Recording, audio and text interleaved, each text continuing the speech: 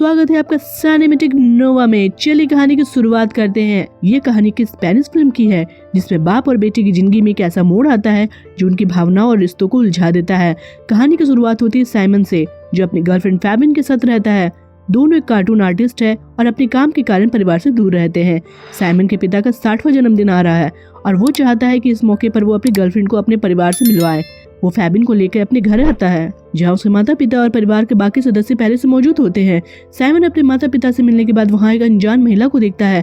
ये महिला उसे बिल्कुल नई सी लगती है। थोड़ी देर बाद जब वो उस महिला को अपने पिता के साथ ही घुल मिलकर बातें करते हुए देखता है तो उसकी एक्साइटमेंट बढ़ जाती है। वो पूछता है कि ये कौन है। तब उसे ये बताया जाता है कि ये महिला उसके पिता की नई सेक्रेटरी है। साइमन के पिता पेशे से साइकोथेरेपिस्ट है और ये महिला उनकी एक नई असिस्टेंट है। परिवार में कोई बात ये न्यू नहीं थी कि साइमन के पिता अपने पेशेंट के साथ नजदीकियां बढ़ाते हैं और बाद में ही उनको अपना सेक्रेटरी भी बना लेते हैं। ये हरकतें उनके परिवार के लिए कोई बड़ी बात नहीं थी, लेकिन साइमन के लिए ये चौंकाने वाला अनुभव था।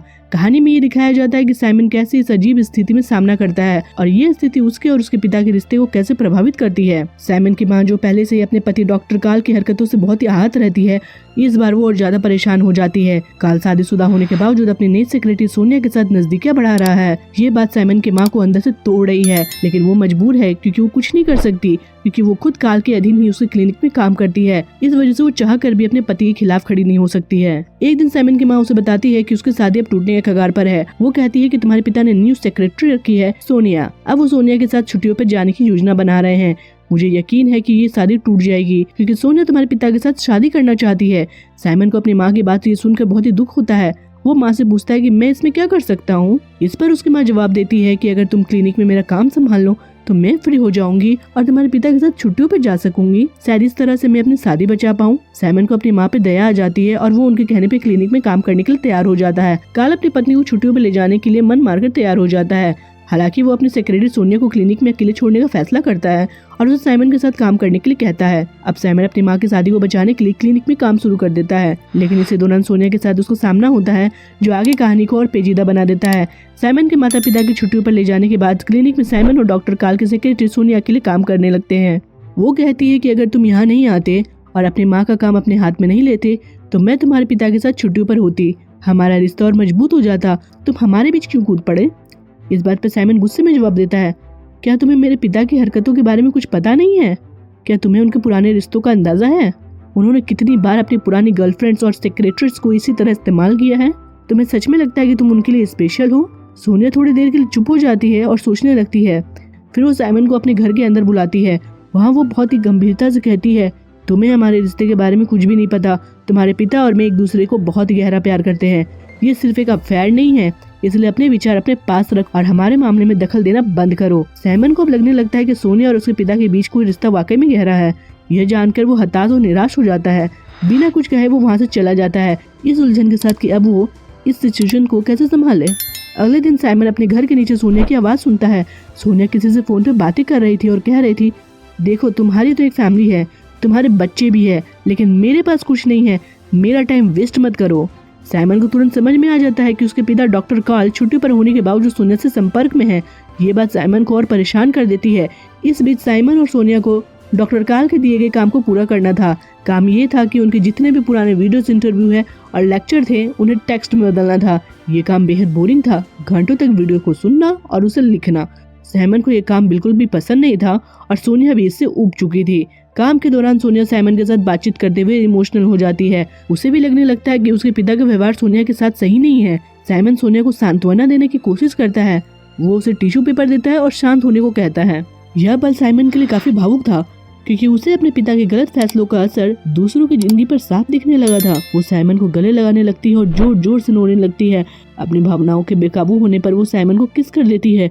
ये एक ऐसा पल था जहाँ दोनों ही अपनी भावनाओं में बह गए थे, लेकिन कुछ ही क्षणों के बाद दोनों को एहसास होता है कि वो क्या कर रहे हैं। साइमन जल्दी से पीछे हट जाता है और वो तुरंत बाहर चला जाता है। वो बाहर बैठकर सोचने लगता है कि ये मैंने क्या किया। मेरी माँ ने तो मुझे यहाँ इसलिए भेजा था ताकि मैं सोनिया को अपने पिता से दूर रख सकूं, लेकिन अब मैं खुद सोनिया के करीब आ रहा हूँ। साइमन को ये महसूस होता है कि वो अपने परिवार के जटिल और उलझे हुए रिश्तों के जाल में फंसता जा रहा है। उसकी गर्लफ्रेंड फेबन पहले से ही उससे नाखुश है। वो लगातार उसे याद दिलाती है कि हमारा कार्टून फेस्टिवल 2 हफ्तों के बाद है, तुम यहाँ ये सब काम क्यों कर रहे हो। हम आर्टिस्ट है और हमें अपनी कला पे ध्यान देना चाहिए। चाहिए। साइमन अब ऐसे संकट में फंस गया था जहाँ उसे ये समझ नहीं आ रहा था कि वो किसे प्राथमिकता दे। वो अपनी गर्लफ्रेंड और अपने प्रोफेशन को नहीं छोड़ सकता था, लेकिन अपने माँ के लिए किए गए वादे को तोड़ना भी उसे गलत लगता है। अगले दिन साइमन सोनिया से बात करने का फैसला करता है। वो उससे मिलता है और कहता है कि कल जो भी हुआ वो नहीं होना चाहिए था, मैं माफी चाहता हूँ। हम दोनों ही अपने इमोशनल पर काबू नहीं रख पाए, लेकिन ये गलत था। सोनिया भी ये बात समझती है और सिर झुका लेती है। इस पल के बाद साइमन के लिए सब कुछ और जटिल हो जाता है, क्योंकि वो समझ नहीं पा रहा था कि अपने परिवार के लिए इन उलझे हुए नेटवर्क से वो कैसे बाहर निकले। साइमन जब सोनिया से माफी मांगता है तो उम्मीद करता है कि वो इस बात को गंभीरता से लेगी, लेकिन सोनिया बड़ी बेफिक्री से अपने सिर हिलाते हुए कहती है कोई बात नहीं। उसका ये रवैया देखे साइमन और परेशान हो जाता है। साइमन घबराकर कहता है इस बारे में मेरे पिता को मत बताना, लेकिन सोनिया मुस्कुराते हुए जवाब देती है मैंने उन्हें पहले ही सब बता दिया है कि मैं किसी लड़के के साथ एंगेज हूँ। हालांकि मैंने ये नहीं बताया कि वो लड़का तुम हो, मैंने सिर्फ इसलिए बताया ताकि उसका हॉलिडे खराब हो जाए। ये सुनकर साइमन के पैरों तले जमीन खिसक गई। वो सोचता है कि मैं आखिर कहाँ आके फंस गया हूँ। सोनिया के जाने के बाद साइमन को उसकी बातों में कुछ अजीब लगता है। वो सोनिया के बारे में और जानने की कोशिश करता है। उसे याद आता है कि सोनिया उसके पिता की एक पुरानी पेशेंट थी। वो क्लिनिक में जाके सोनिया की फाइल ढूंढता है और उसे पढ़ना शुरू करता है। फाइल में से उसे पता चलता है कि सोनिया कभी मानसिक रूप से अस्थिर थी और उसमें सुसाइडल टेंडेंसी भी थी। अब वो और उलझन में पड़ जाता है कि वो इस सिचुएशन को कैसे संभाले। उसे ये भी डर सताने लगता है कि कहीं सोनिया की हालत फिर से बिगड़ न जाए। अगले दिन ये बात सोनिया को पता चल जाती है कि साइमन ने उसके पेशेंट वाली फाइल पढ़ी है, जो डॉक्टर और मरीज के बीच की पूरी तरह से गोपनीय होती है। सोनिया को ये बात बहुत ही चिढ़ती है और वो उसे ढूंढने लगती है।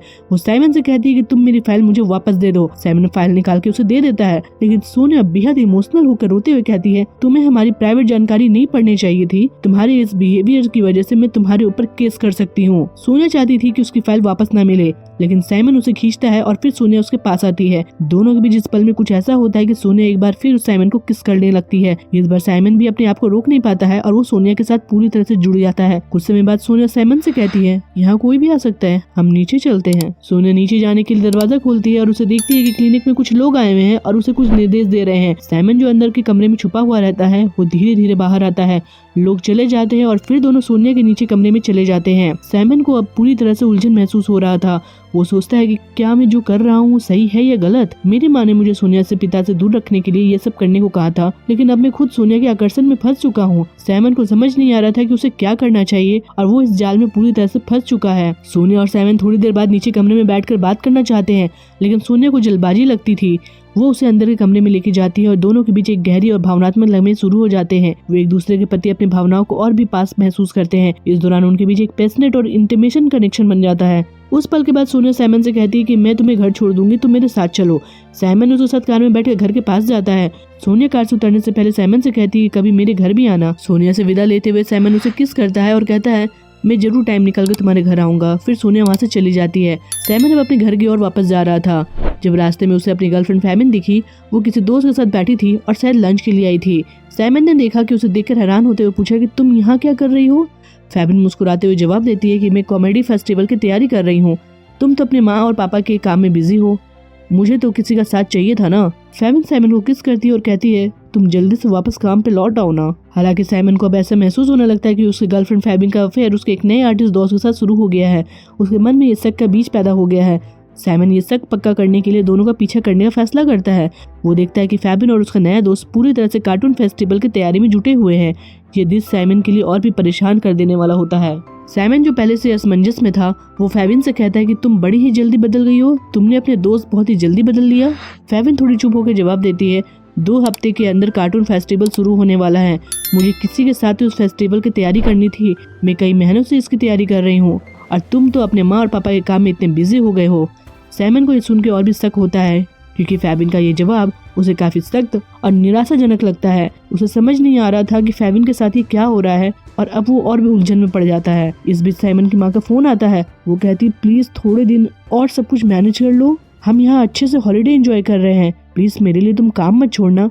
साइमन की माँ के शब्दों से उसे एक और जिम्मेदारी का एहसास होता है, क्योंकि उसकी माँ उससे उम्मीद कर रही थी कि वो उसके लिए सब कुछ सही कर रखेगा। साइमन के लिए समय और भी मुश्किल हो गया था, क्योंकि वो अपने माँ के वादों और परिवार के रिश्तों में उलझा हुआ था। और अब उसे अपनी गर्लफ्रेंड फेविन और उसके परिवार के बीच संतुलन बनाना और भी कठिन लगने लगा था। साइमन पूरी तरह से कंफ्यूज हो चुका था और उसे समझ में नहीं आ रहा था कि वो क्या करे। उसे रात वो अपनी गर्लफ्रेंड फेविन के साथ नाइट क्लब में जाता है, जहाँ दोनों काफी एंजॉय करते हैं, लेकिन साइमन के मन में अभी भी उथल पुथल मच रही थी। काफी देर सोचने के बाद उसने ये तय किया कि वो अपनी गर्लफ्रेंड को सब कुछ बता देगा।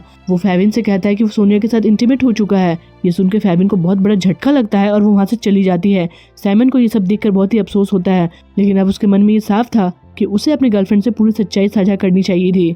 थोड़ी देर बाद साइमन को सोनिया का एक मैसेज आता है, जिसमें वो लिखती है, आज शनिवार है, अगर तुम फ्री हो तो मेरे घर आ सकते हो। साइमन सोनिया के घर जाता है और वहाँ उसे पता चलता है कि सोनिया अकेले फ्लैट में रह रही है। दोनों थोड़ी बातों के बाद एक दूसरे को किस करने लगते हैं और फिर इंटीमेट हो जाते हैं। सोनिया साइमन को डिनर सर्व करती है और डिनर टेबल पर दोनों एक दूसरे को काफी बातें करते हैं, जिससे उनका रिश्ता और भी करीब हो जाता है। अगले दिन सुबह जब साइमन उठता है तो वो देखता है कि सोनिया मार्केट से कुछ लाने के लिए गई हुई है। वो फ्लैट में एक तस्वीर देखता है जिसमें उसके पापा और सोनिया साथ में हैं। अब साइमन को समझ में आ जाता है कि ये फ्लैट उसके पापा ने ही सोनिया को गिफ्ट दिया है। तभी साइमन देखता है कि उसके पापा हॉलीडेज वापस आ चुके हैं। जब वो सोनिया के घर में साइमन को देखते हैं तो थोड़े से शॉक हो जाते हैं और उससे पूछते हैं कि तुम यहाँ पे क्या कर रहे हो। साइमन उल्टा अपने पापा से पूछता है कि आप यहाँ पे क्या कर रहे हो। इसके बाद उसके पापा बताते हैं कि ये मेरा फ्लैट है और मैं यहाँ एक किताब लेने आया हूँ। अब साइमन पूरी तरह से कंफ्यूज हो चुका था, क्योंकि उसे ये समझ नहीं आ रहा था कि चल क्या रहा है, और उसके पापा और सोनिया के रिश्ते के बारे में उसे और भी सवाल थे। साइमन के पापा, जो पहले से ही शॉक थे, वो साइमन से बात करते हुए कहते हैं कि क्या तुम्हें पता है कि सोनिया को एक बेबी चाहिए। वो आगे बताते हैं कि सोनिया मेरे साथ इसलिए रिलेशनशिप में है क्योंकि उसे एक बेबी चाहिए। फिर वो साइमन से ये कहते हैं, लेकिन मेरी तो पहले ही नसबंदी हो चुकी है, मैं उसे बेबी नहीं दे सकता और मैं तो सिर्फ उसके साथ ऐसे ही रिश्ते में हूँ। साइमन को ये बात सुनकर और भी झटका लगता है। उसे समझ नहीं आता कि उसके पापा और सोनिया के रिश्ते का असल मकसद है क्या। तभी हम देखते हैं कि सोनिया मार्केट से वापस आ चुकी है। इस सिचुएशन ने साइमन को और भी कंफ्यूज कर दिया, क्योंकि अब वो समझने की कोशिश कर रहा था कि उसके परिवार और सोनिया के बीच क्या चल रहा है। साइमन के पापा सोनिया से बात करना चाहते थे, लेकिन सोनिया इस वजह से दुखी थी कि उसके पापा हॉलीडे पर उसे नहीं लेके गए। वो गुस्से में आकर साइमन को किस करने लगती है और पूछती है कि बेबी तुम्हें रात को अच्छी नींद आई क्या। वो ये सब सिर्फ साइमन के पापा को जलाने के लिए कर रही थी। ये देखकर साइमन के चेहरे पर एक अजीब सी मुस्कान आ जाती है। साइमन के पापा थोड़े कंफ्यूज हो जाते हैं और कहते हैं, मेरे लिए तुम दोनों का रिलेशन कोई बड़ी बात नहीं है, मैं तो दूसरी गर्लफ्रेंड बना लूंगा, लेकिन प्लीज तुम अपनी माँ को समझा देना कि तुम सोनिया के साथ रिलेशनशिप में हो। ये कहकर साइमन के पापा वहाँ से चले जाते हैं। साइमन अब अपनी माँ को समझाने की कोशिश करता है, लेकिन उसकी माँ ये मानने को तैयार नहीं थी कि उसका बेटा भी उसके सौतन के प्यार में पड़ गया है। दोनों माँ बेटे मिलकर रोने लगते हैं, लेकिन अब जो हो गया सो हो गया, उसे बदलना मुश्किल था। साइमन और उसकी माँ को ये समझ में आता है, अब पछताए भाई क्या हो, जब चिड़िया चुग गई खेत, पानी तो कुछ बचा नहीं, हाथ में आ गई रेत। ये सिचुएशन साइमन के लिए और भी जटिल हो जाती है, क्योंकि अब वो दोनों के रिश्तों के बीच में फंस चुका था। कुछ दिनों बाद सोनिया एक बेबी को जन्म देती है, जो कि साइमन का होता है, क्योंकि साइमन के पापा पहले ही नसबंदी करा चुके होते हैं। सोनिया को हमेशा से एक बेबी चाहिए था और उसे फ्लैट उस साइमन के पापा ने ही दे ही दिया था। अब उसे एक बेबी भी मिल गया और प्यार करने के लिए साइमन भी है। तो अब वो सोच रही थी कि उसकी फैमिली पूरी हो चुकी है। सोनिया डॉक्टर कॉल के पास काम करती रहती है और अपना बेबी साइमन के हाथों में दे देती है। साइमन उसे देख के थोड़ी देर के लिए खुश होता है, लेकिन उसकी सिचुएशन अभी भी पूरी तरह से कंफ्यूज है। उसे समझ नहीं आ रहा होता है कि उसकी जिंदगी 1 साल पहले अपने गर्लफ्रेंड के साथ कैसी कितनी अच्छे से सेट हो रही थी, और अब वो अपने परिवार के जटिल रिश्तों में फंस चुका है। अब उसकी जिंदगी में दोनों तरफ से आफत आ चुकी है, जैसे आगे कुआं और पीछे खाई। दोस्तों, अगर आपको ये कहानी पसंद आई हो तो चैनल को सब्सक्राइब करें और कमेंट में जरूर बताएं कि आपको कौन सा हिस्सा बहुत ही अच्छा लगा। वीडियो को दोस्तों के साथ शेयर करना ना भूलें और अगले वीडियो के लिए नीचे क्लिक करें। तब तक के लिए आप खुश रहे और मुस्कुराते रहें।